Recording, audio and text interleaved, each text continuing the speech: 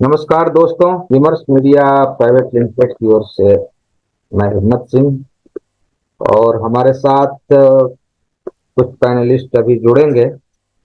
और आज का जो पूरा मुद्दा है वो है 5 राज्यों का जो चुनाव हुआ है उसमें भी जो मुख्य राज्य थे राजस्थान, मध्य प्रदेश, छत्तीसगढ़ और तेलंगाना, उन 4 राज्यों के रिजल्ट कल आ गए।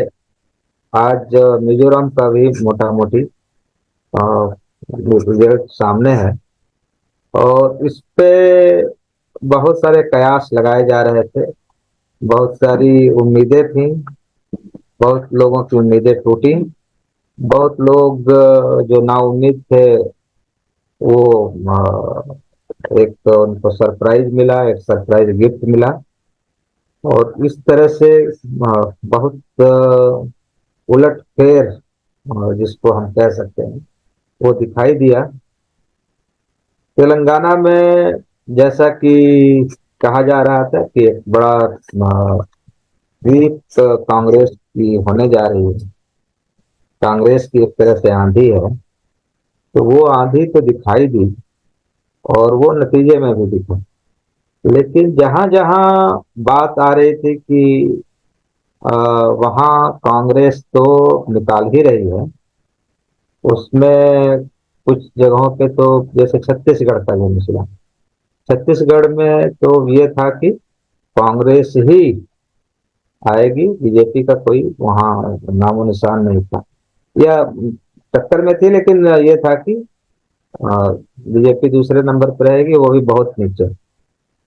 मध्य प्रदेश में जैसा कि कयास लगाया जा रहा था कि बहुत बड़ा उलट फेर हो रहा है, इस बार कांग्रेस का पलड़ा भारी है, वहां एकदम उल्टा हुआ और ज्यादा मजबूती से वहां बीजेपी सामने आ गई। मध्य प्रदेश उसके बाद राजस्थान का मामला है। राजस्थान में जो पूरी कवायद थी और जो दोनों ओर से, कांग्रेस की ओर से और बीजेपी की ओर से, वो मतलब कोई भी सुनिश्चित नहीं था कि कौन वहां बाजी मारेगा, लेकिन कुल मिला के बीजेपी ने वहां बाजी मार ली। आज मिजोरम का चुनाव है। आज मिजोरम का चुनाव है और चुनाव क्या मतलब गणना हो रही है। और आप अब हमारे साथ हमारे पैनलिस्ट विघ्नेश झा जुड़ रहे हैं, तो इन्हीं सब पे चर्चा होगी, परिचर्चा होगी कि क्या क्या मुद्दे थे। और बीजेपी के पास हारी हुई बाजी को जीतने के लिए उन्होंने कौन कौन से प्रयास किए और बीजेपी, कांग्रेस जो है जीती हुई बाजी को कैसे हार गई, इन्हीं सब मुद्दों पे हम चर्चा करेंगे। हमारे साथ हमारे पैनलिस्ट विघ्नेश झा जुड़ गए हैं, तो अभी शायद अपना ऑडियो और वीडियो ठीक कर रहे हैं। जी जी। विघ्नेश भाई, आपका बहुत बहुत स्वागत है। शुक्रिया शुक्रिया हेमंत भाई। अ, शुक्रिया ये मौका देने के लिए। और बहुत ही अहम मुद्दा है, जहां तक मुझे लगता है कि पूरे देश को ये उम्मीद थी कि कांग्रेस एक अच्छी बढ़त बनाएगी, लेकिन रिजल्ट उल्टा आया, परिणाम उल्टा आया। और इसमें बाकी पहलुओं के साथ जो नकारात्मक पहलू हैं या विपक्षी पार्टियों के द्वारा लिए गए जो कदम हैं, उनके अलावा कांग्रेस ने खुद भी एक कई सारी कमियां रखी, जिसकी वजह से ये रिजल्ट आए। तो बाकी पहलुओं को छोड़ के मुझे लगता है कि उन कमियों पे चर्चा करना जी अ, चाहूंगा मैं। पहले आप जी। तो कुल मिला के एक प्रॉपर कहिए कि विधिवत एक शुरुआत कर रहे हैं आज एक चर्चा का। और जी जी जी चर्चा यही है कि आज पांचों राज्यों के चुनाव आ गए। जी 10 जी राज्य आए थे और आज मिजोरम का भी आ गया है। जी और जी जी मिजोरम में भी जैसी उम्मीद थी कि कांग्रेस बढ़त बनाएगी, लेकिन वहां भी एक नई पार्टी, हाँ, जेड जीएम या जी तो वो बढ़त बना के आगे बढ़ गई है। जी जी जी तो सबसे पहले दो तीन सवाल हैं जी कि अ, आप चूंकि कांग्रेस को देखते रहे हैं काफी करीब से, जी जी जी जी तो इस जितनी बड़ी हार का सामना करना पड़ा है जी जी कांग्रेस जी को, जी जी जी तो उस वो क्या आपको उम्मीद थी कि ऐसा भी परिणाम आ सकता है? अ, बहुत अच्छा सवाल है आपका। दरअसल जिस प्रकार की मीडिया से खबरें आ रही थी, तो हम उसको ही सही मान के बैठे थे। हम्म, जहां जहां हम लोगों ने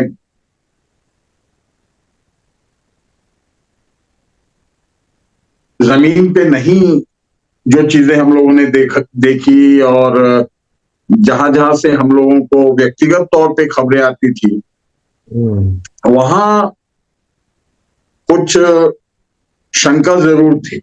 हम्म, हालांकि एक बात मैं पहले बताना चाहूंगा कि मिजोरम का तो अभी परिणाम आना बाकी है, और क्या वोट परसेंटेज रहे हैं इस पे हम लोग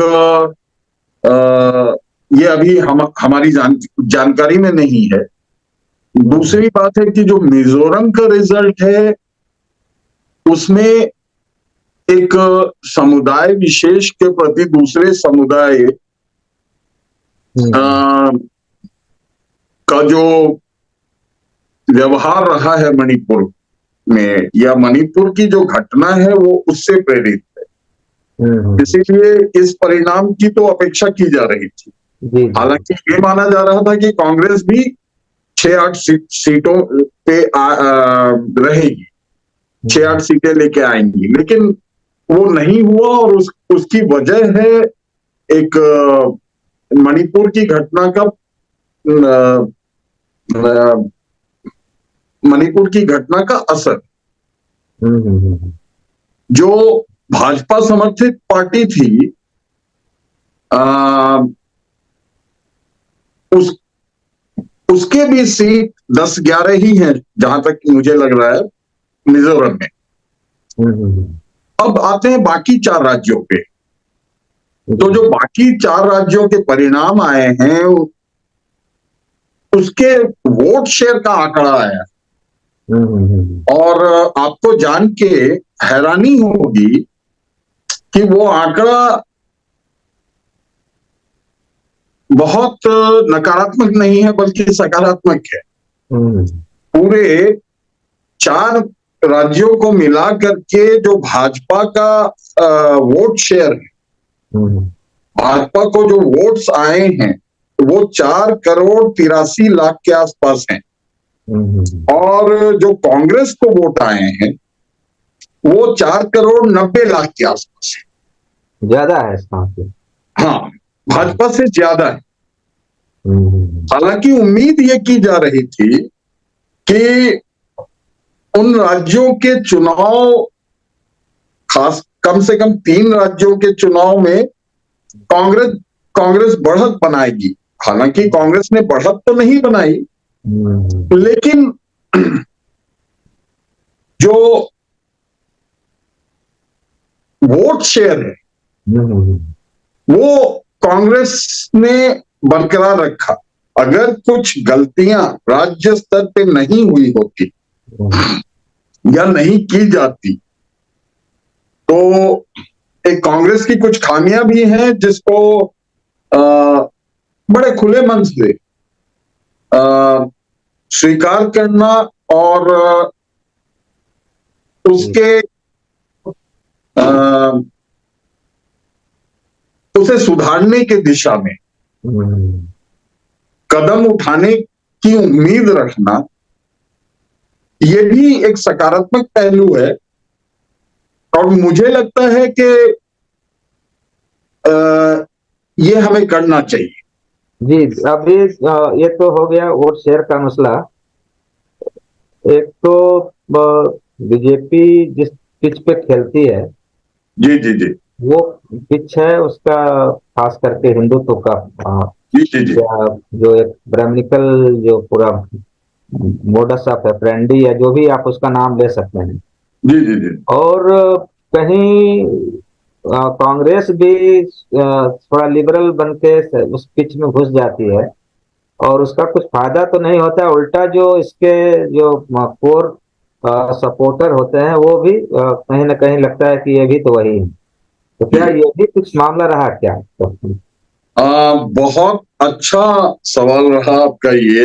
इनफैक्ट मैं 2-3 मिनट का टाइम चाहूंगा इसको एकदम एक्सप्लेन करने, जी हाँ जी। एक्सप्लेन करने के लिए। हाँ जो मुझे लगता है, मैं क्योंकि मैं पत्रकार हूं नहीं, हाँ। एक सामाजिक और राजनीतिक कार्यकर्ता रहा हूं, सामाजिक कार्यकर्ता अधिक रहा हूं, तो जितने भी ऐसे लोग हैं जिनकी जिनकी आस्था संविधान में है, जिनकी आस्था मिली जुली संस्कृति में है, जिनकी आस्था विभिन्न भाषाओं के बीच एक मीठा संबंध, विभिन्न जातियों, प्रजातियों, भौगोलिक स्थितियों, सामाजिक और आर्थिक स्थितियों के बीच एक संतुलन का जो माहौल हम लोग देखते आए हैं बचपन से, और संवैधानिक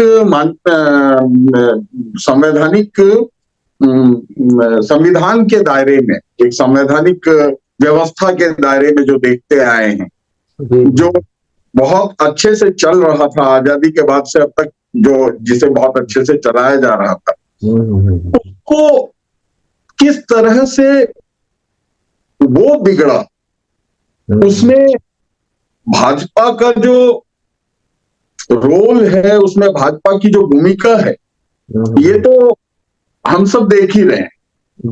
लेकिन उसमें कांग्रेस कहां तक बही, कहां तक बह के गई, कहां तक और किस स्तर पे कॉम्प्रोमाइज हुए, ये जानना भी अहम है। और शायद मेरी नजर में यही कारण भी है इस जो ये परिणाम है इसका। तो मैं 3 पॉइंट्स में इसको रखना चाहूंगा कि जैसे मध्य प्रदेश की जनता ने पहला संदेश दिया, मध्य प्रदेश की जनता ने पहला संदेश दिया है कि उन्हें सॉफ्ट हिंदुत्व कार्ड नहीं चाहिए कांग्रेस की तरफ से, जो आप परिणाम में देख रहे हैं। सॉफ्ट हिंदुत्व कार्ड इसलिए नहीं चाहिए कि एक तरफ तो हिंदुत्व का कार्ड खेलने वाले ऑलरेडी परेशान कर रहे हैं उन लोगों को, ऑलरेडी उन लोगों को परेशानी में डाल रहे हैं जो धर्मनिरपेक्षता वाली संस्कृति के हैं। जी जी जी।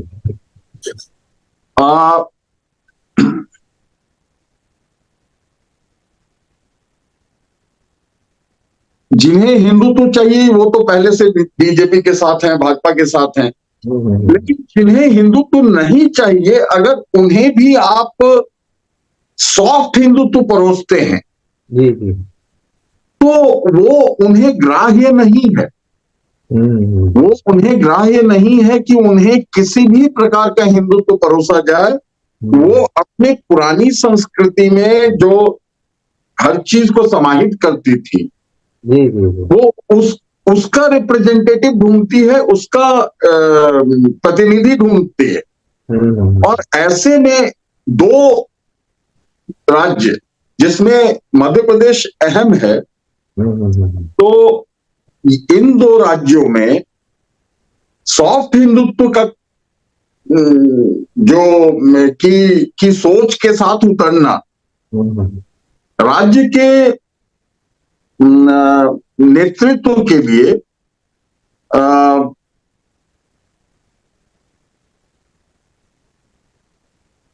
सही नहीं रहा, घातक रहा।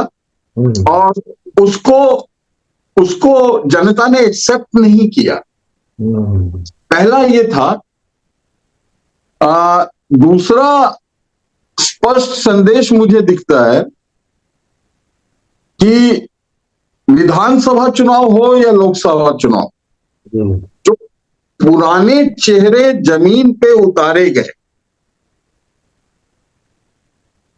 उसमें युवा, दलित, आदिवासी, ओबीसीज, महिला, इन सब का प्रतिनिधित्व कम था, जो कि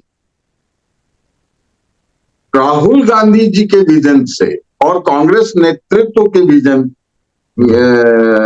से मेल नहीं खाता था। मैंने राहुल गांधी जी का इसलिए नाम लिया कि भारत जोड़ो यात्रा के बाद वो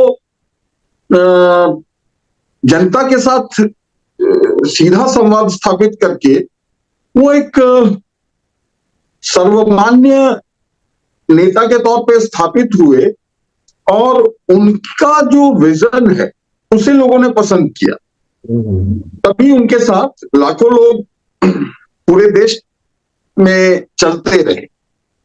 तो जो विजन वो रख के आए जनता के साथ सामने, और जो जिस जिस जिस तरह का राज्यों में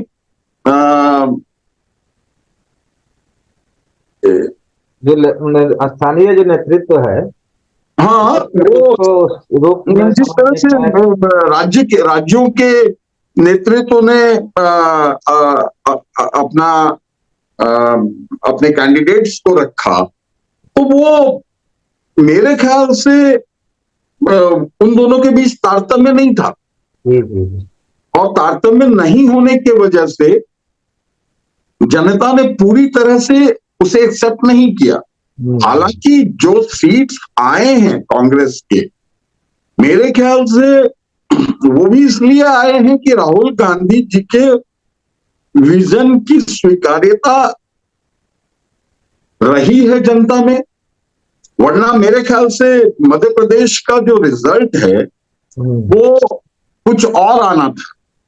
इससे भी जी जी एकदम सही कह रहे हैं, इससे भी बदतर होना था।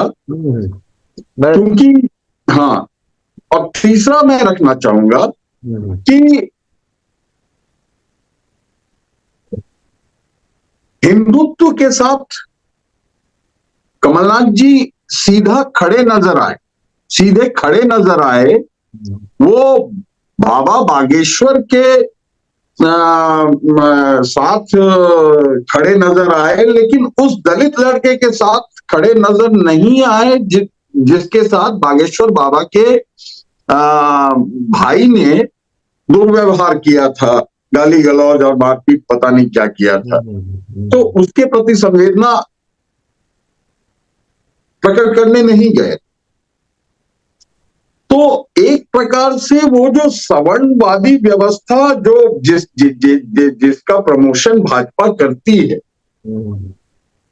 उस व्यवस्था को अगर आप चैलेंज नहीं कर रहे हैं तो आप दूसरी व्यवस्था नहीं है। मैं इस परिणाम को बहुत सकारात्मक मानता हूं, और इसीलिए मानता हूं कि शायद अब कांग्रेस नेतृत्व इस बात को समझ के और जो सांगठनिक ढांचा है कांग्रेस का, उसमें आमूलचूल परिवर्तन के लिए सोचेगी, क्योंकि कांग्रेस को 2024 के लोकसभा इलेक्शन में जाना है। यह भी स्पष्ट कर दूं कि यहां कांग्रेस की बात इसलिए हो रही है कि जो हाँ हाँ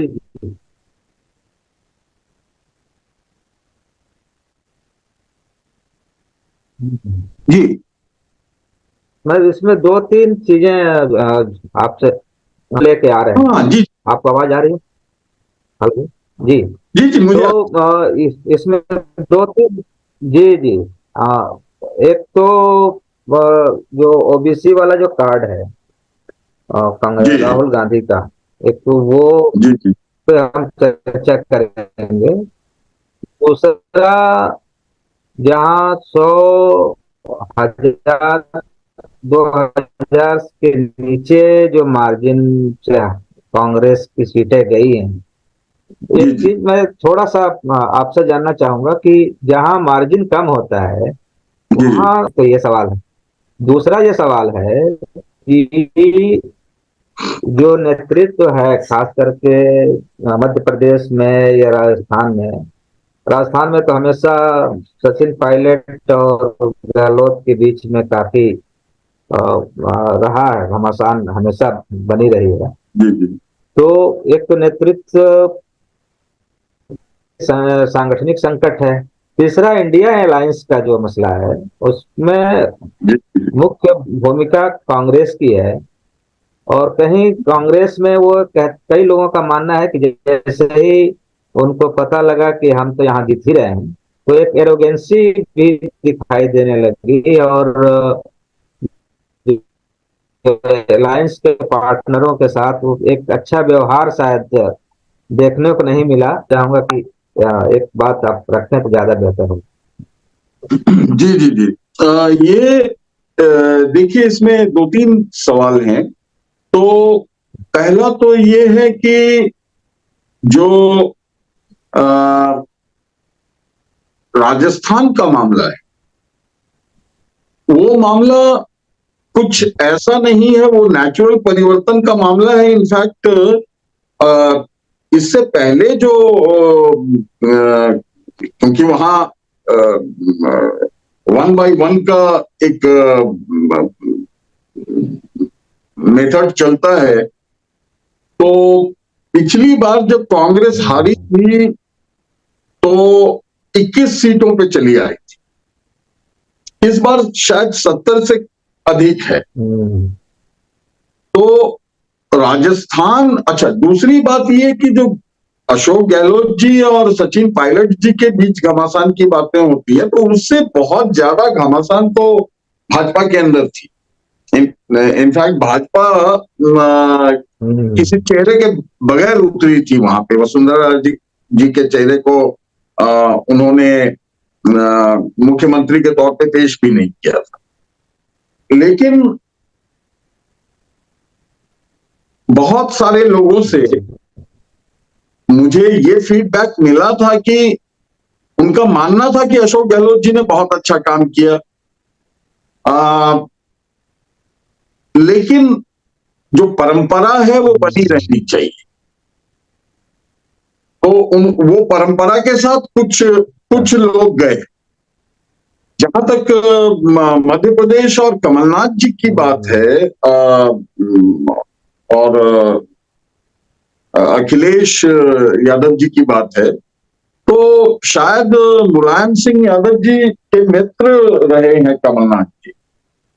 लेकिन फिर भी कैमरे पे या जनता के बीच ये संदेश नहीं था कि मुलायम सिंह जी के मित्र रहे हैं। वो तो अखिलेश को एक बेटे की नजर से देखते हैं, इसलिए शायद उन्होंने बहुत फॉर्मल होकर के बात नहीं की थी। तो जनता के बीच जरूर जरूर ऐसा संदेश गया था जो सकारात्मक नहीं था। लेकिन मुझे नहीं लगता कि उसके वजह से कुछ फर्क पड़ा है। हाँ, समाजवादी पार्टी के चुनाव में उतरने से जरूर फर्क पड़ा होगा। अभी आकलन होना बाकी है।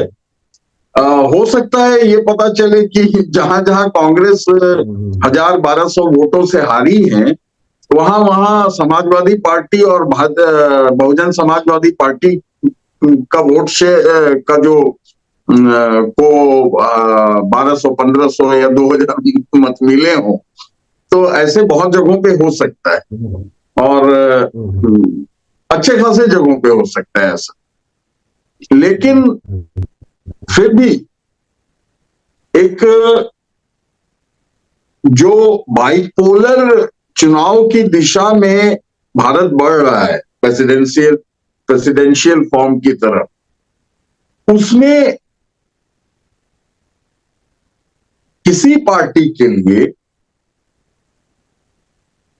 पूरी तैयारी के साथ नहीं उतरना, स्ट्रैटेजी में समस्या होना, स्ट्रैटेजी अच्छी ना बना पाना, या सांगठनिक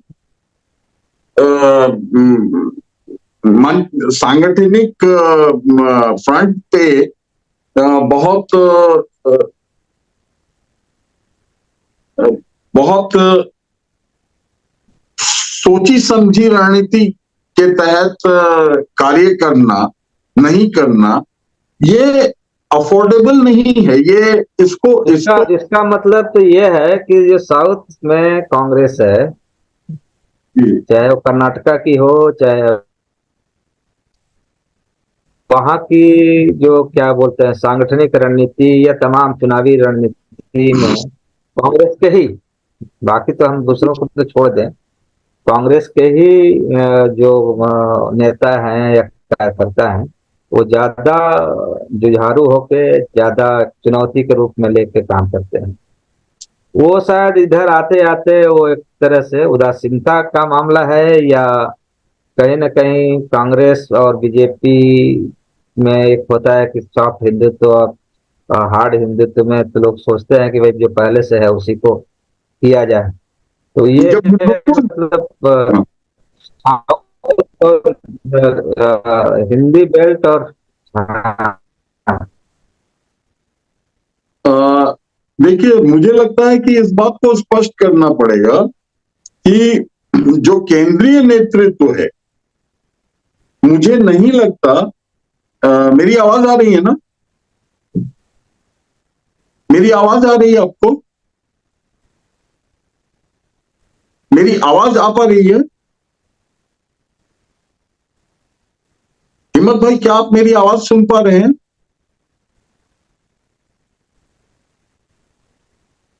तो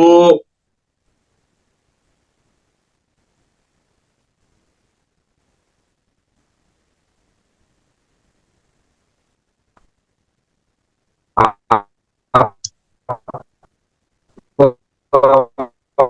आवाज आवाज आपकी ब्रेक हो रही है शायद।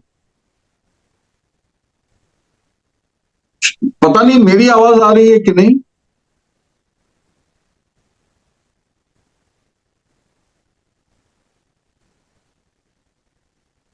क्या मेरी आवाज आ पा रही है?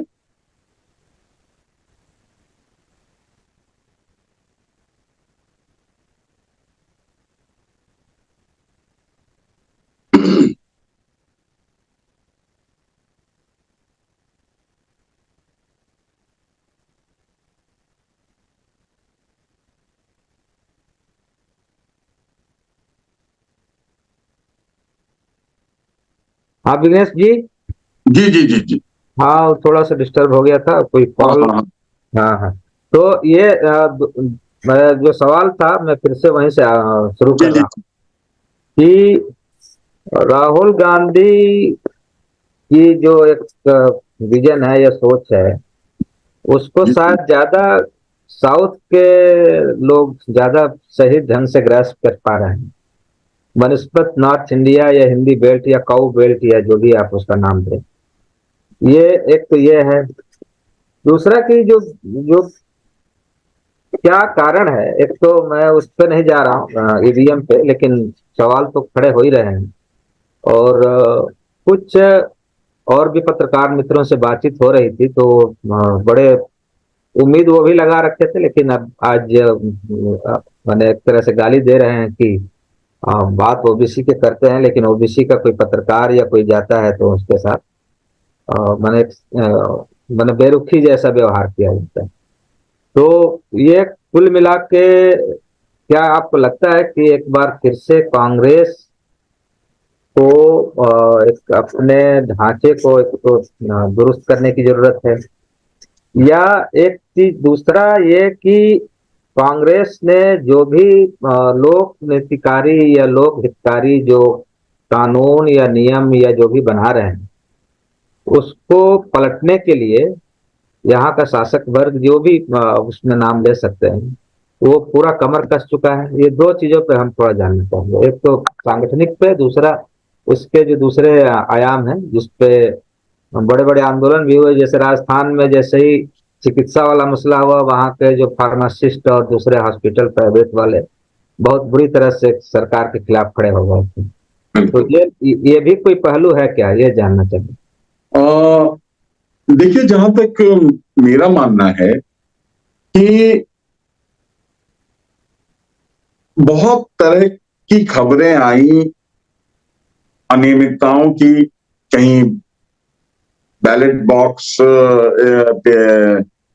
पोस्टल बैलेट बॉक्स खुले पाए गए, कहीं ईवीएम गायब पाई गई। और ये तो स्पष्ट है कि जो भी पार्टी जहां भी भाजपा के खिलाफ मुख्य विपक्षी पार्टी है जो उनसे लड़ रही होगी चुनाव, उसे सिर्फ भाजपा से नहीं लड़ना होगा, उसे भाजपा के साथ चुनाव आयोग, ईडी, आईटी, ब्यूरोक्रेसी और न्याय व्यवस्था से भी लड़ना पड़ेगा। मैं स्पष्ट कहना चाहता हूं, क्योंकि न्याय व्यवस्था की तरफ से जो भरोसा हमें मिलना चाहिए, भारत के नागरिक के तौर पे, भारत के मतदाता के तौर पे, या भारत के जनप्रतिनिधियों या कार्यकर्ताओं के तौर पे, वो हमें अब न्याय व्यवस्था से भी नहीं मिलती। हाँ, वहां से अच्छे शब्द मिलते हैं, अच्छे वचन को तो कहा जाता है कि guardian of the constitution, guardian of the constitution है, लेकिन वहां से उठ रहा है। हाँ, उनसे भी अच्छी बातें कुछ सुनने को जरूर मिलती हैं, लेकिन लोगों का भरोसा अब दिखता जा रहा है।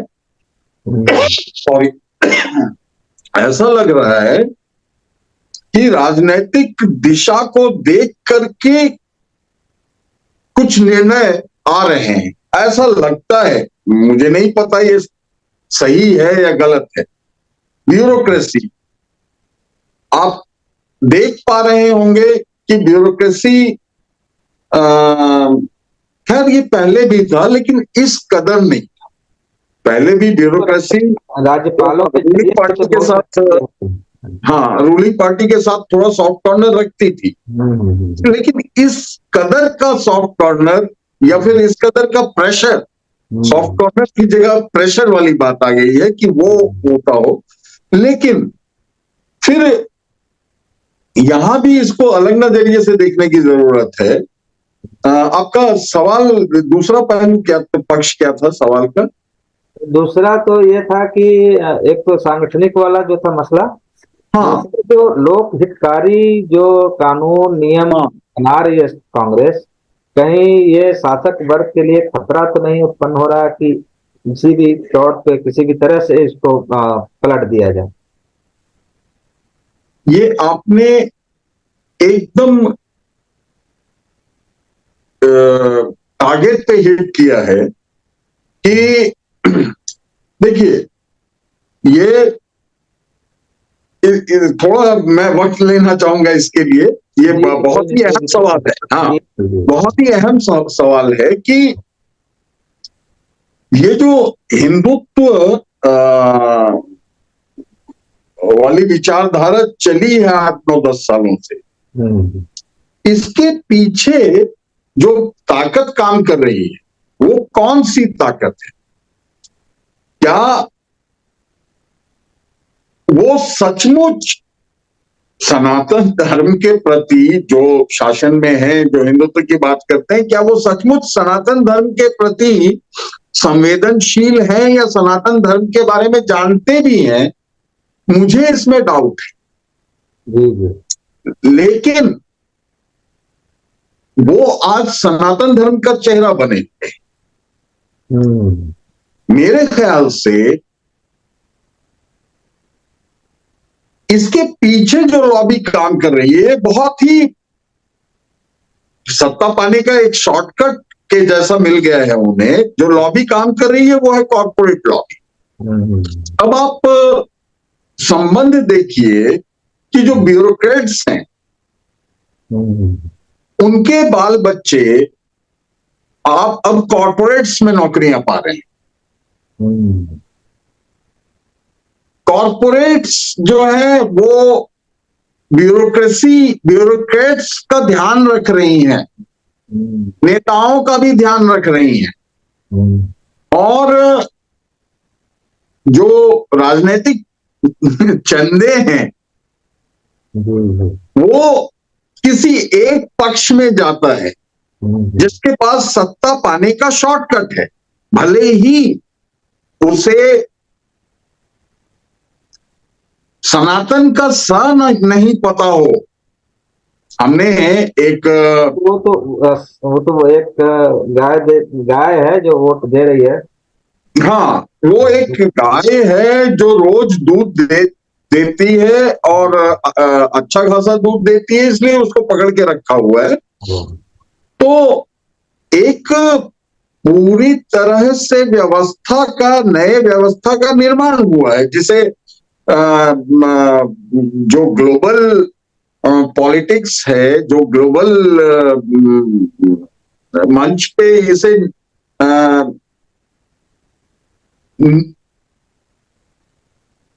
न्यू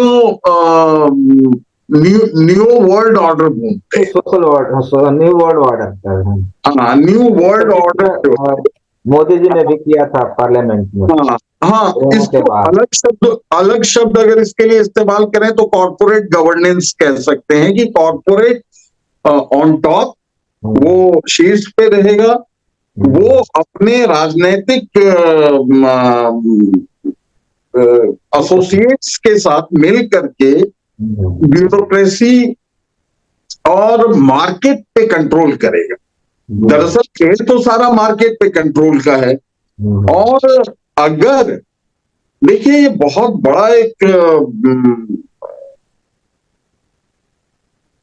बहुत बड़ी एक व्यवस्था है। साजिश शब्द मैं नहीं इस्तेमाल करूंगा अभी, वो जब फैक्ट्स लेके आऊंगा तब साजिश शब्द इस्तेमाल करना उचित होगा।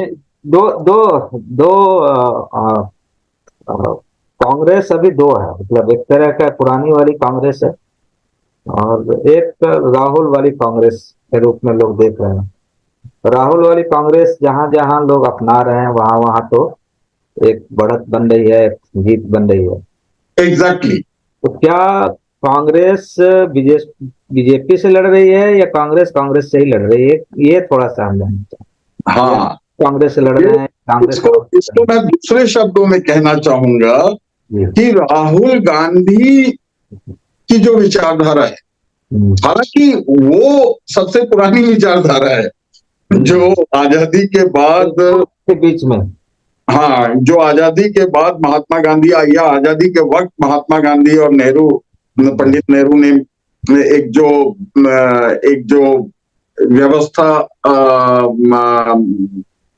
को आगे बढ़ाने के लिए रास्ता लिया था, जो हाँ, जिसे बाबा साहब की मेहनत से जो संविधान एक इंक्लूसिव संविधान का निर्माण हुआ, और उस संविधान को दिशा देने के लिए जो इन लोगों ने एक व्यवस्था का निर्माण किया। इनफैक्ट अभी विश्व गुरु शब्द बहुत प्रचलन में है, तो विश्व गुरु तो पंचशील के सिद्धांतों के साथ पंडित नेहरू थे। उसके बाद फिर कोई विश्व गुरु हुआ नहीं। तो ये जो लड़ाई है, मैं इसे इस शब्द में कहना चाहूंगा कि ये राहुल गांधी के विजन का हम्म, जो विजनलेस हो चुकी थी लगभग कांग्रेस की एक कांग्रेस का एक धड़ा जो विजनलेस हो चुका था या विजनलेस लोगों का उसमें तो इंक्लूजन आ हो गया। चुका था, जी जी। उसके साथ राहुल गांधी जी की लड़ाई है। बीजेपी कोई बहुत बड़ा, भले ही वो कितनी भी विशाल पार्टी हो, भले ही उनके समर्थक कितने भी हों, हम्म, लेकिन वैचारिक फ्रंट पे तो वो शून्य है। तो जी वहां वहां उनसे लड़ाई नहीं है, लड़ाई जो कांग्रेस में एक सुविधा भोगी वर्ग का जो प्रतिनिधित्व है उसके साथ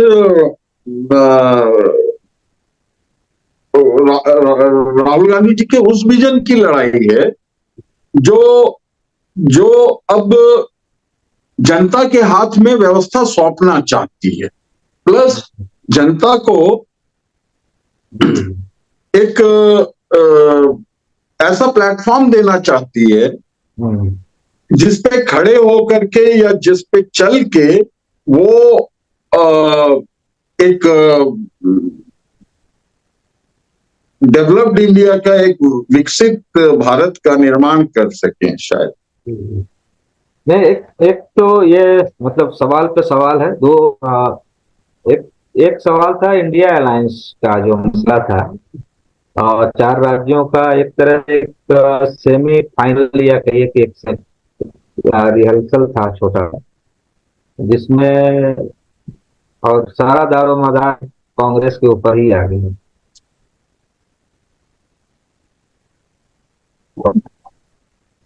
आपकी आवाज। हाँ, अभी भेजो। आवाज आ रही है? हाँ हाँ, अब आ रही, अब आ रही। आवाज आ रही है क्या? जी जी जी जी, अब आ रही।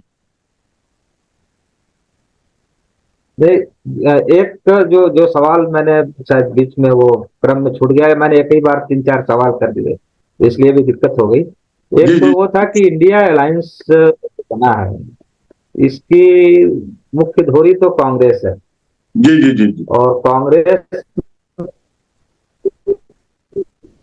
हाँ, कांग्रेस में भी जो राहुल का जो एक पूरा विचार है, एक समझ है, और एक पूरे को मतलब कई बार क्या होता है, कांग्रेस लगता है कि हम तो बहुत आगे हैं, तो बाकियों को थोड़ा- या बाकियों को लगता है आपकी आवाज कि थोड़ी सी ब्रेक हो रही है। शायद हमको पीछे आपकी आवाज स्पष्ट नहीं आ पा रही है।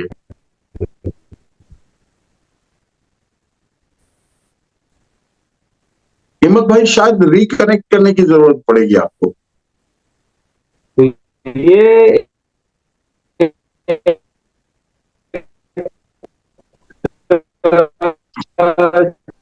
जो आवाज में अभी भी समस्या आती है। जिम्मेवारी है, अ, ये आवाज में अभी भी समस्या आ रही है आपके।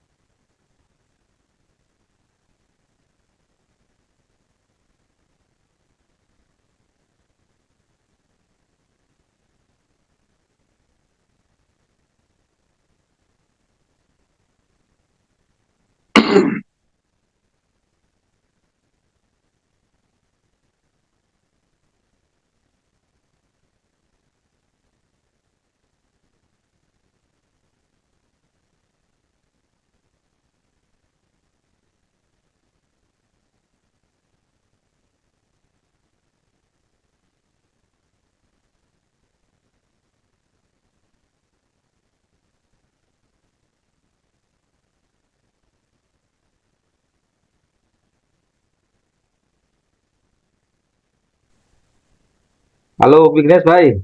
जी जी जी जी जी। हाँ, अब आवाज आ रही है? आप बेहतर दिख भी रहे हैं। अच्छा। हाँ जी। वो मेरी मेरी बेटी ने एक सलूशन निकाला है। हाँ हाँ हाँ हाँ हाँ हाँ। तो श्रोताओं से थोड़ा माफी मैं चाहता हूँ कि अ, जो भी हुआ, मेरा केवल ये कहना है कि जो इंडिया अलायंस है, जी और जी जी दो चीजें हैं। मतलब एक तो जिस तरह का फासिस्ट स्टेट है, या बनता जा रहा है, अनस्टेबल। एक आवाज नहीं आ रही शायद। हाँ, ये आपके इंटरनेट में कुछ समस्या आ रही है शायद। हाँ, थोड़ा सा करता हूँ। हाँ, अब आ गई। आ गई ना? हाँ हाँ हाँ। जी। ये मेरी बेटी कर रही है। ठीक है, ठीक है। जी आवाज आ रही है? हाँ हाँ, बिल्कुल बिल्कुल बिल्कुल। हेलो। जी जी जी, बिल्कुल आवाज आ आ रही रही है? है। हाँ, बिल्कुल ठीक है, बिल्कुल। ठीक है। तो अब हाँ, अब शुरू करते हैं। जी जी जी। एक तो ये तकनीकी जो मामले है, उसका एक बड़ा खतरनाक पहलू यह है कि कब कहाँ धोखा दे जाए। इसको तो अब एडिट में हम लोग काट लेंगे। बिल्कुल बिल्कुल हाँ। तो सवाल आप फिर बिल्कुल। वही शुरू करते हैं, क्योंकि एक रिकॉर्डिंग का ही मसला है। एक जी तो ये कह रहा हूँ कि जब इंडिया अलायंस की जब बात हो रही है, तो इवन जी एक बड़ा मोर्चा बनाने की बात हो रही है। जी जी तो मोर्चे में जो राहुल गांधी जिस आइडिया को लेके आ रहे हैं, जी। एक तो उसके प्रति कितनी सहमति है। यदि सहमति नहीं होगी तो शायद हम एक बेहतर मोर्चा या एक बड़ी लड़ाई हम लड़ नहीं पाएंगे, या अपने जो अलायंस हैं उनको हम साथ में। तो ये नहीं कहीं एक बड़ी दिक्कत दिखाई दे रही है क्या? नहीं, मुझे ये दिक्कत नहीं दिखाई दे रही है, हम्म, क्योंकि जब इंडिया अलायंस बनी, वैसे अभी भी मीटिंग चल रही है। हम्म, कांग्रेस अध्यक्ष खड़गे जी के दफ्तर में ही चल रही है इंडिया अलायंस की बैठक। आज है? हाँ, आज चल रही। जी जी। तो तो ये मुझे इसलिए दिक्कत नहीं इसमें नजर आ रही है कि हम्म, बहुत देर से अलायंस का निर्माण हुआ, और निर्माण होने के साथ ही विधानसभा चुनाव आ गए। जी जो जी अलायंस का निर्माण हुआ था वो लोकसभा को ध्यान में रख के हुआ था, जी जी जी। और विधानसभा में अ, एक ना उस पर बातचीत हो पाई, ना सहमति हो पाई, और हम्म, अचानक से जो है वो एक कंफ्यूजन सा क्रिएट हो गया, जिसकी वजह से ये हम्म, विधान सभा के नतीजों में भी और लेकिन एक एक चीज आपको तो मानना पड़ेगा कि चाहे जी बीजेपी जैसी जैसी पार्टी है, जी। उसके नगर पालिकाओं के चुनाव तक में प्रधानमंत्री जी जाते हैं, हाँ हाँ, गृह बिल्कुल बिल्कुल मंत्री जी जाते हैं। तो बिल्कुल। वो तो हर चुनाव एक हाई पिच पे ही लड़ती है। जी। एक मतलब उसके लिए ये नहीं है कि लोकल गेम है तो हम जो है आ, छोड़ देते हैं, बाद में देखा जाएगा, या हल्के में लेते हैं। वो हर चुनाव को उसी तरह से लेते हैं जैसे लोकसभा का चुनाव हो। बिल्कुल। तो कहीं ये एक तरह की गलतफहमी, ये जो अलायंस के जो पार्टनर्स हैं, या इवन कांग्रेस के बीच में, कि केवल स्थानीय छत्रपों को के ऊपर ही छोड़ दिया जाता है कि भाई आप तो यहाँ के मालिक हैं, आप ही देखिए जैसे लड़ना हो। वहां बिल्कुल। नहीं होता है। वहां तो मतलब केंद्रीय मंत्रियों तक को चुनाव में भेज दिया, अगर चुनाव मैंने विधानसभा बिल्कुल का चुनाव लड़वाया। बिल्कुल। तो ये जो पूरा एक स्ट्रेटजी है, आप समझ सकते हैं कि जिसको लोग कहते हैं चुनावबाज पार्टी, तो वो दिखाई देती है हर जगह, लोकल से लेके और नेशनल तक।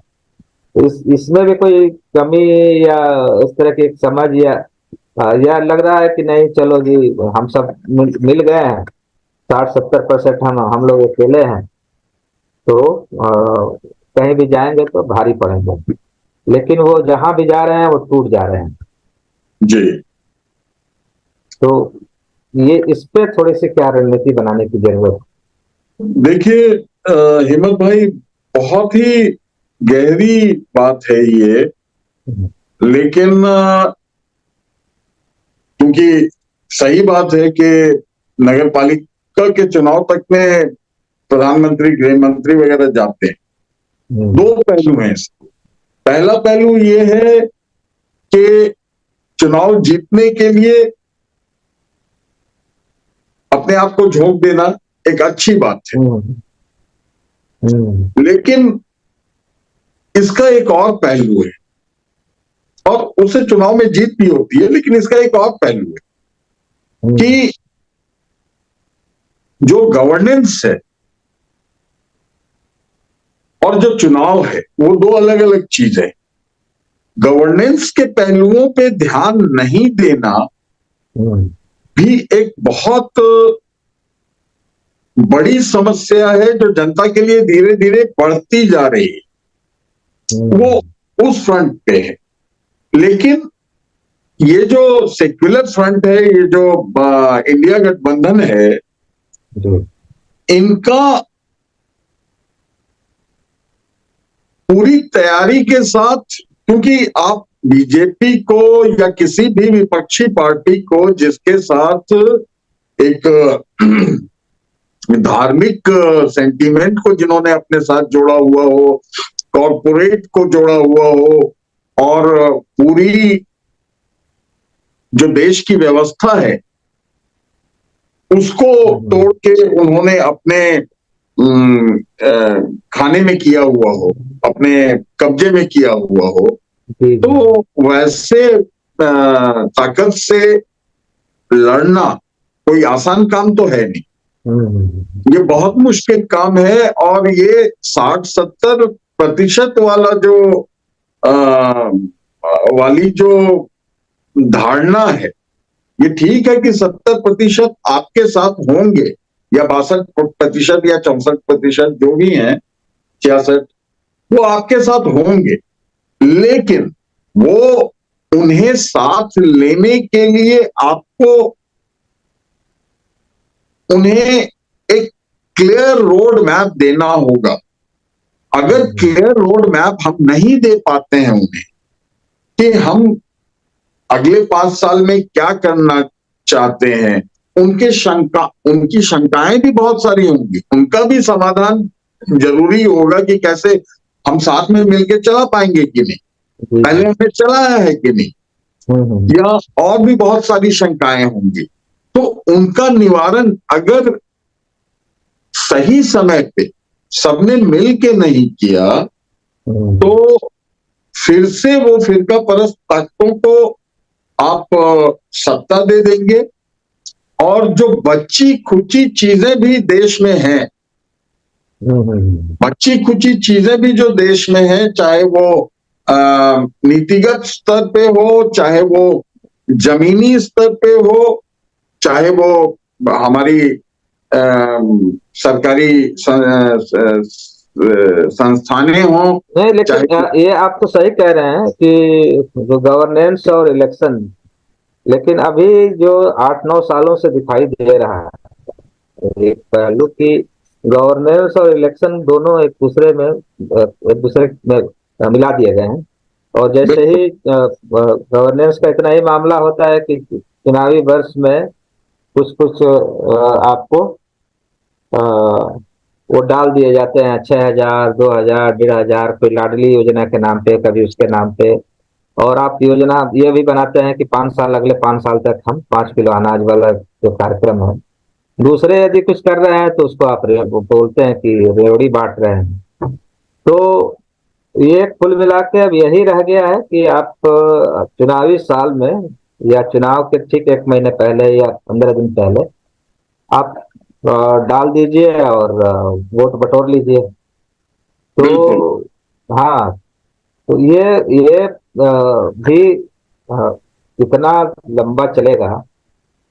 और दूसरा यह है कि अब स्ट्रेटजी भी बदलने की जरूरत है कि नहीं है, मतलब खास करके कांग्रेस चूंकि बड़ी पार्टी है, चुनाव भी वही लड़ रही थी, तो सवाल उसी पे ज्यादा आएगा। इंडिया बिल्कुल। अलायंस तो भी, देखिए हाँ जी। जी, देखिए स्ट्रेटेजी तो हमें बदलने की जरूरत है ही। हम्म। और आप उन ताकतों के खिलाफ लड़ रहे हैं जिनके पास एक पकी पकाई खिचड़ी है, ये भी थोड़ा मिला दिया, ये भी थोड़ा मिला दिया। हम्म। और आखिर में हर चुनाव से पहले वो खिचड़ी को गर्म किया, उसमें थोड़ी सी और घी डाल दी, थोड़ा सा और कुछ मसाला डाल दिया। धनिया का छिड़काव कर दिया और हम्म। परोस दिया। और वो खिचड़ी, उस खिचड़ी का स्वाद जो है वो जनता को पता है, वो उसे ले लेती है। चुनाव के टाइम में भले ही जनता ना समझ पा रही हो या फिर हम समझा नहीं पा रहे हैं। दरअसल ये, हम्म। इसमें जनता हम्म। की गलती हम नहीं दे सकते, लोगों की गलती नहीं दे सकते। जी जी ये राजनीतिक दलों का कर्तव्य होता है कि वो उन्हें समझाएं कि वो खिचड़ी, बार बार गर्म की हुई खिचड़ी, भले ही उसका टेस्ट कुछ भी अभी आ रहा हो, वो इतनी पुरानी हो गई है कि उसमें न्यूट्रिशन नहीं है और वो हानिकारक उतना भी हो सकती है, हानि भी हानिकारक कर है। सकती है। जी। तो ये जो गवर्नेंस में धर्म मिला देना, उसी में चुनाव मिला देना, उसी में हम्म। कॉरपोरेट्स का हित मिला देना, उसी में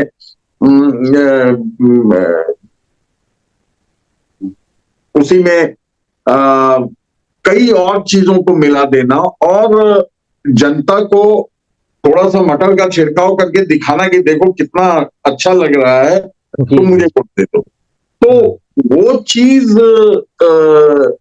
कितनी हानिकारक है ये बताने के लिए बहुत ज्यादा मेहनत लगेगी। कांग्रेस के कंधे पे जिम्मेदारी है, कांग्रेस एक कैडर बेस्ड पार्टी नहीं है। लेकिन फिर भी मुझे ऐसा लगता है कि सांगठनिक स्तर पे एक रूपता दिखा के, क्योंकि इस चुनाव ने ये तो स्पष्ट कर दिया कि एक राज्य ऐसा था, उसे मैं नॉर्थ साउथ के बीच में नहीं देखता, मैं नॉर्थ साउथ के तौर पे नहीं देखता हूं, हिंदी बेल्ट और नॉन हिंदी बेल्ट के तौर पे नहीं देखता हूं। वो रह गया था सवाल, इसलिए उसे भी जी इसी जी में जी। मिला दिया हाँ।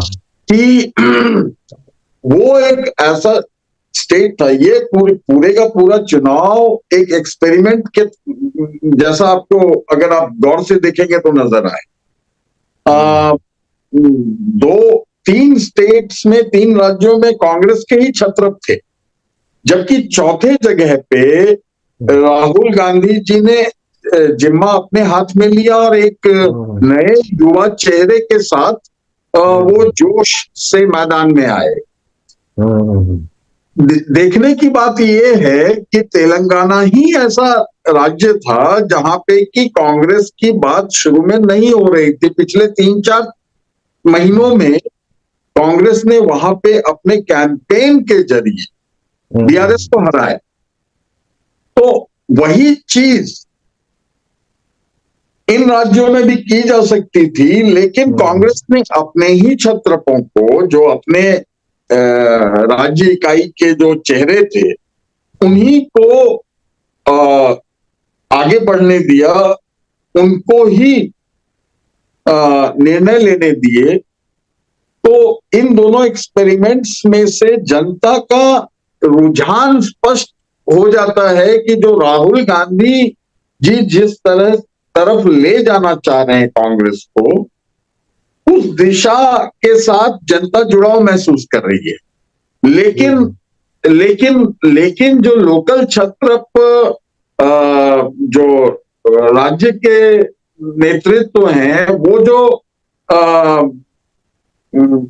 थोड़ा सा मिश्रण करके सॉफ्ट हिंदुत्व का या किसी भी तरह के इतने से भी लेश मात्र भी अगर सांप्रदायिकता का मिश्रण होता है तो जनता उसे पसंद नहीं कर रही। जनता बहुत स्पष्ट है इस मामले में कि उन्हें, जहां तक राष्ट्रीय या फिर राज्य के बड़े इलेक्शनों का, मतलब विधानसभा चुनाव का मामला हो, तो जनता बहुत स्पष्ट है कि उन्हें जो एमएलए कैंडिडेट चाहिए, जो विधानसभा का कैंडिडेट चाहिए, वो भी ऐसा चाहिए जो उनके क्षेत्र में काम करे। उन्होंने बहुत कई इलाकों में जो ये तो हो गया एक पहलू। दूसरा यह है कि बीजेपी के साथ आरएसएस है। जी जी जी। और आरएसएस का एक पॉलिटिकल विंग है बीजेपी। जी जी। इसके अलावा वो उसके सैकड़ों हजारों की संख्या में उसके आनुषंगिक संगठन हैं जो अपने अपने तौर पे काम कर रहा है। जी जी जी। और मुझे लगता है कि ये जो एक बड़ा चैलेंज है, जो एक पार्टी शायद यदि कांग्रेस या इंडिया अलायंस को भी यदि काम करना है, तो आपके भी हजारों तौर तरीके, हजारों सांगठनिक ढांचे खड़ा करना, और वो सेकुलर बेस्ड कहीं भी यदि, हाँ, वो सेकुलर बेस्ड कहिए या इवन कहिए कि संवैधानिक जो मूल्य हैं, जी जी जी, हाँ, तो उस पे खड़ा होके यदि कुछ बनता है तो वो कहीं कुछ सुगबुगाहट दिख रही है, या फिर से कुछ अनपॉपुलर होने का इंतजार कर रहे हैं कि बीजेपी अनपॉपुलर हो जाए तो हम, हालांकि अनपॉपुलर होते होते भी वो ज्यादा से ज्यादा सीटें ले आ देती है या मैनेज कर ले जाते हैं। बीजेपी में वो क्षमता है, आप में नहीं है। जी जी जी। तो ये एक उनके पास एक बड़ा प्लस पॉइंट है बीजेपी के साथ। जी, इसका इसका जवाब आपने कैसे दे पाएंगे, या ये मान लिया जाए कि बीजेपी जो है अब अजय पार्टी है, अब उसको कोई हरा नहीं सकता। जी, अच्छा सवाल है आपके। आवाज आ रही है? देखिए, इसका जवाब आपने खुद, हाँ, इसका जवाब आपने खुद दिया था कि कांग्रेस नेतृत्व और पूर्व अध्यक्ष राहुल गांधी जी, जिन्होंने पद छोड़ के और भारत भ्रमण को प्राथमिकता दी, तो वो भी पैदल पदयात्रा, तो उन्हें ये स्पष्टता है कि हमें किस प्रकार आगे बढ़ना है और कितनी मेहनत करनी है, कितना परिश्रम करना है उस बड़े सांगठनिक ढांचे से लड़ने के लिए, उनसे टक्कर लेने के लिए, वो उन्हें एहसास है। और ये स्पष्ट दिखता भी है, जनता के साथ भी उनका कनेक्ट बन गया है। जनता भी इस बात को समझ रही है, उनकी जो विचारधारा है उसके साथ जनता का समर्थन भी है। लेकिन आपने जैसा कहा था कि राहुल गांधी की जो लड़ाई है वो कांग्रेस के उस तबके से है जो सुविधा भोगी है, या फिर भाजपा की तरह वो भी एक सत्ता पाने का शॉर्टकट तलाश कर रहे हैं या तलाशते रहते हैं, या शॉर्टकट लेकर के बैठे हुए हैं। यहां एक बहुत बड़ा प्रश्न है कि सत्ता हासिल करके भी यदि आप जनता को वो नहीं दे पा रहे हैं, जो आप देना चाहते हैं और जो जनता चाहती है कि आप दें, तो वो ज्यादा बड़ा फेल्योर होगा, ज्यादा बड़ी समस्या होगी इससे कि पहले आप अपने सांगठनिक ढांचे को ठीक करें और एक मत हो कि हमें जनता को ये देना है और ये देने की बात करके हमें आगे बढ़ना है। जी जी। जैसे आपको उदाहरण देना चाहूंगा कि राहुल गांधी जी ने आदिवासी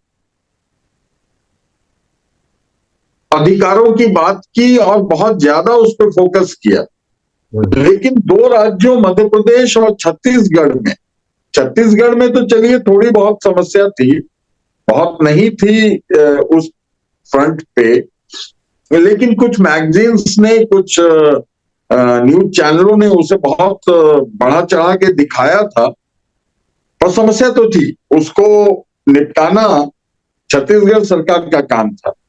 मुझे नहीं पता कि उसने कितना रोल प्ले किया, लेकिन उसने भी किया। मध्य प्रदेश में जो आदिवासी राजनीतिक पार्टी है, भारतीय आदिवासी अधिकार पार्टी के नाम से शायद, तो उनके साथ सॉरी राजस्थान में उनके साथ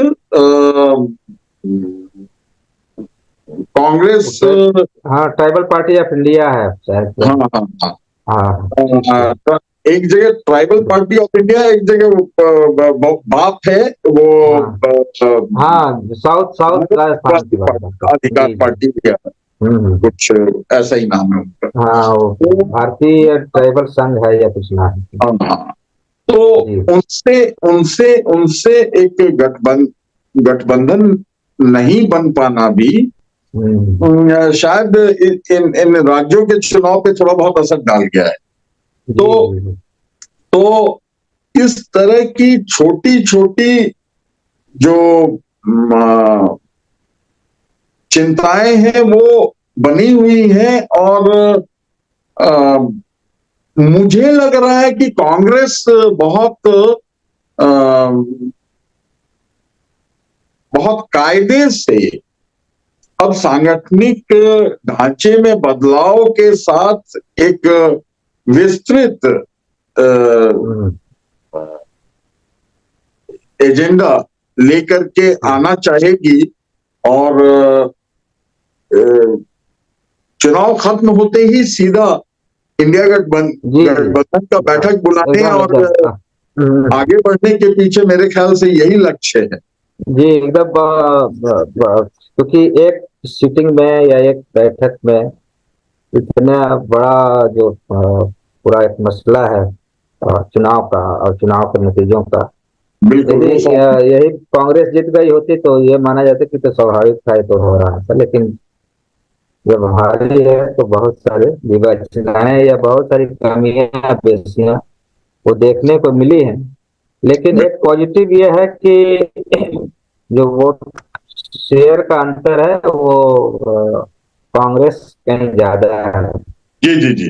तो और यही गड़बड़ नहीं है जितनी दिखाने की कोशिश हो रही है। जी जी जी। हाँ, तो और दूसरा कि बीजेपी को भी हम बधाई तो दे ही सकते हैं कि तमाम हारी हुई बाजी को भी उन्होंने जीत में बदल दिया है। और हाँ, एजेंडा क्या है उस पर तो सेकेंड राउंड पे बात होगी, और कैसे कैसे स्ट्रेटजी बनेगी, किसकी क्या होगी। और स्वाभाविक रूप से बीजेपी भी अब नई रणनीति बना रही होगी। एक चीज चलते चलते एक महत्वपूर्ण पहलू छूट गया, वो यह है कि चुनाव से पहले एक तरह की हवा बहाई जाने लगती है, या कुछ चीजें ऐसी बताई जाएंगी कि अब यहाँ तो ये तो बीजेपी उखड़ गई, ये हो जाएगी, वो हो गई, फलाना हो गई, ठिकाना हो गई। तो कहीं ये स्ट्रेटजी का पार्ट है या कि सब शायद जो विपक्षी हैं वो थोड़े मतलब आराम हो जाए कि अब तो हम जीत ही रहे हैं। तो इसको आप किस रूप में देखते हैं, थोड़ा सा ये हम जानना जी चाहेंगे। जी सच ये है कि भारत जोड़ो यात्रा के बाद मध्य प्रदेश में कांग्रेस के समर्थन में हम्म लोग निकल के आ रहे थे, खुल के बोल रहे थे, समर्थन करना चाह रहे थे। हम्म आप अगर गौर से देखें हम्म तो मध्य प्रदेश ही वो राज्य है जहां सही मायने में कांग्रेस को वोट शेयर का झटका लगा है। लगभग हम्म 8.5-9% नीचे गई है हम्म बीजेपी से। बाकी राज्यों में 1 से 1.5 से लेकर के 4% के बीच का अंतर है मतों। हम्म तो ये लहर ऐसी थी कि कांग्रेस को आराम से बहुत बड़ी मेजॉरिटी मिलती, लेकिन उसके बाद जो राज्य नेतृत्व ने हिंदुत्व का छौका लगाने की वो बीजेपी के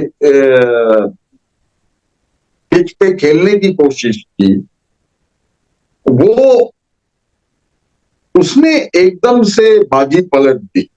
तो ये स्वाभाविक रूप से हुआ, जी जी जी स्वाभाविक रूप से हुआ था, क्योंकि जनता खुल के जी। बोल रही थी। हम्म। जनता तो कांग्रेस इसका के मतलब तो एक ये निकाला जाए कि जो भी हवा बहाई जा रही हो या दिखाया जा रहा हो वो तो ठीक है, लेकिन जो शिद्दत से लगने का जो मसला है वो कहीं भी ढीला हुआ तो आप पटकनी खा सकते हैं। बिल्कुल, और इसके क्योंकि साथ साथ बहुत सारे मुद्दे हैं जिस पे हम विस्तार से और बातचीत करेंगे। और जी करीब करीब 2 घंटे हम लोग लंबी चर्चा हुई है। और जी चाय पानी का कम से कम एक राउंड चलना चाहिए, लेकिन हाँ जी यह है कि अच्छा लगा कि एक बड़े ईमानदारी से सबके पहलू को एक तरह से देखा गया, समझा गया। जी जी और उम्मीद करते हैं कि आगे भी हम बेहतर और भी कुछ तथ्यों के साथ आएंगे जनता के सामने। बिल्कुल, उम्मीद हमें है। भी उम्मीद है हाँ कि शायद जी हमारे साथी जो दर्शक हैं वो पसंद करेंगे और सलाह देंगे हमें, हमारी कमियों को बताएंगे। जी जी जी। तो दर्शकों से हम आग्रह करते हैं कि आप हमारे चैनल को सब्सक्राइब करें और शेयर करें, बेल आइकन दबाएं, और जो भी कमेंट्स हो हमें बताएं तो हम एक बेहतर प्रोग्राम आपके सामने लेके आ सकेंगे। इसी के साथ हमें इजाजत दीजिए, नमस्कार। और खास करके विघ्नेश भाई को बहुत बहुत धन्यवाद। नहीं, इतनी आपको भी और तकनीकी, दर्शकों को भी। जी जी, इतनी तकनीकी जो क्या बोलते हैं विफलताओं के बाद भी जमे रहे और एक बिना किसी पेशेंस खोए हुए हमारे नहीं, साथ बने रहे। ये आपका जज्बा है कि तकनीकी रूप से बहुत एडवांस नहीं होने के बाद भी आप इस कार्यक्रम को और बाकी कार्यक्रमों को चलाने जी, की वो कोशिश कर असल सके। चीज वही है कि आप कंटेंट क्या ले आते हैं, ठीक है, माध्यम थोड़ा इधर उधर हो सकता है, उसको ठीक किया जा सकता है। जैसा भी जी हो, बहुत बहुत कंटेंट धन्यवाद। अच्छा होना चाहिए, ईमानदार होनी चाहिए। जी आ, जी हमारी जो कोशिश है वो ईमानदार होनी चाहिए, शायद लोग पसंद जी करें। जी, वही असल चीज है। बहुत जी, बहुत धन्यवाद। बहुत बहुत